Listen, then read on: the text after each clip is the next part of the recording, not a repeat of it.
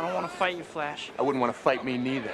Kick his ass, man. Hi, my name is Nacho, welcome back to the channel, and today we're gonna talk about The Little Mermaid, a movie so stunning and brave and with such an impact on modern society that it even has people standing up in the theaters with their guards up.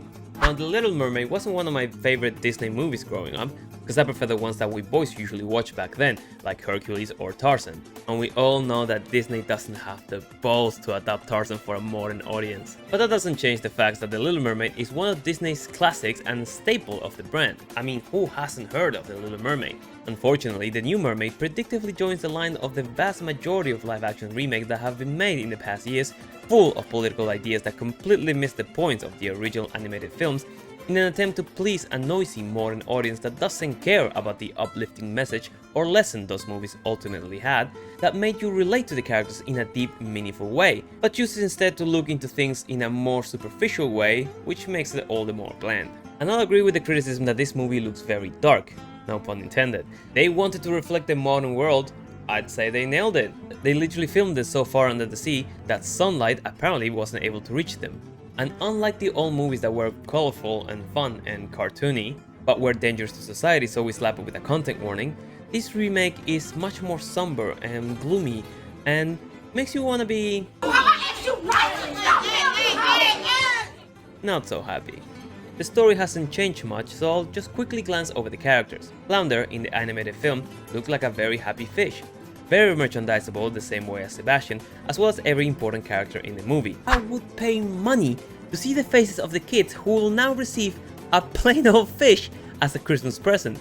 Because the money Disney made with the originals didn't stop at the box office, it escalated massively on merchandise. Some people collect that shit, and they go for a lot sometimes. But with so many live action adaptations, especially this one, they are hacking a part of their own earnings, Saw style. Because the kids that get the old plushes are gonna be, who the hell is this?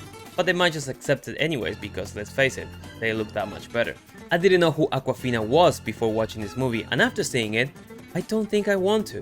The daughters of Triton, who look as good in their CGI fins as Derek Zoolander did, and who are as diverse as you can get, box ticked, but I'll give into it because different seas, different parts of the world, different looking girls. Doesn't really affect the overall arc of the story, in fact they are incredibly inconsequential, it only implies that Triton was a man whore. The point is, the CGI looks incredibly dogshit, and I'll say it's because you can only do so much in live action compared to what animation allows you to do. So Disney is now running into the problem that anime adaptations run into.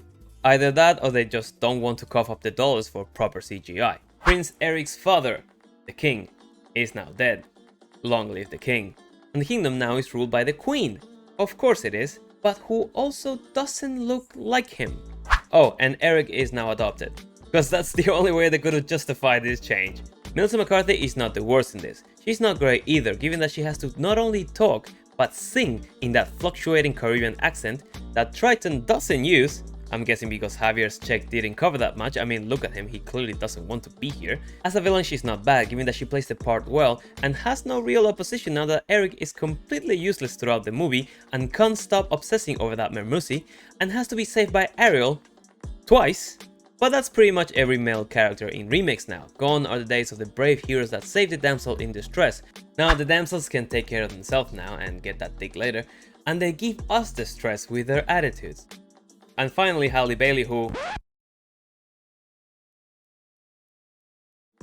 brings two massive qualities to Ariel: a somewhat pleasant voice that allows her to hit all the right notes during the musical numbers, and a fantastic plain face during most of the acting parts that force the rest of the actors to carry the scenes as much as they can whenever she's involved. In the end, all the mermaid and mermen say goodbye to Ariel, who goes God knows where, and who could care less with Eric. And I remember thinking, what a sad fucking ending. What happened to Disney movies? They used to be somewhat uplifting. Those were the good old days. And the new ideas they implemented into the movie is what ultimately made it fail. Cause no matter the sleight of hand tricks that Rotten Tomato tries to pull with the reviews, or the paid media outlets saying that its opening earnings are incredible, everyone knows this movie sucks. They are literally squaring up instead of watching it. And the massive amount of controversy and backlash and belittling against fans and critics that this movie has had since its inception didn't help either. Remember when the teasers and trailers came out and people were going after whomever criticizes them? Saying shit like, why are grown-ass men and women reviewing a kid's movie? Who cares what Ariel looks like? To those people, I raise you this. Why are grown-ass men and women trying to bash each other inside the theater whilst watching the movie? Although I'll admit that listening to Aquafina sing almost made me want to hit something myself.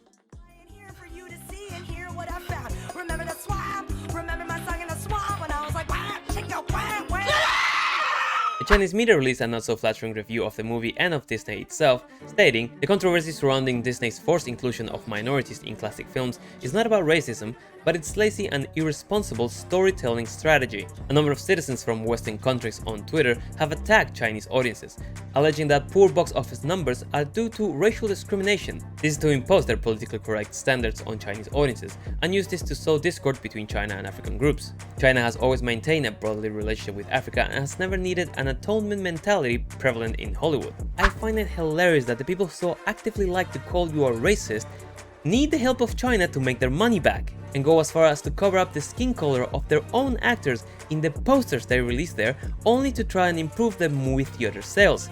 Looks to me like the only color they're interested in representing is green. And I can't stop laughing that the one media that they so voraciously suck the dick off is the one telling them to stop. It is at this point that they should realize that they've done something wrong. I mean, the ruler is a fucking black queen.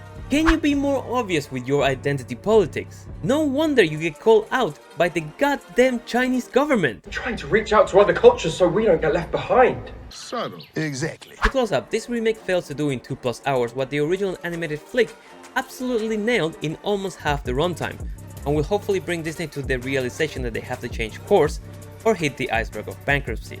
And I might just rewatch the old movie just to cleanse my palate from the bland, dark and sad aftertaste of the new movie. And to the creative geniuses that attempted to protect the public from the dangerous message that was being sent in 1989, congratulations, you failed. But if you watched this far into the video, leave us a like, let me know in the comments down below which is your favorite movie that makes you want to jump into the ring, Undisputed 2. And as always, I've been Nacho, hope you enjoyed the video, and I'll see you in the next one. Take care.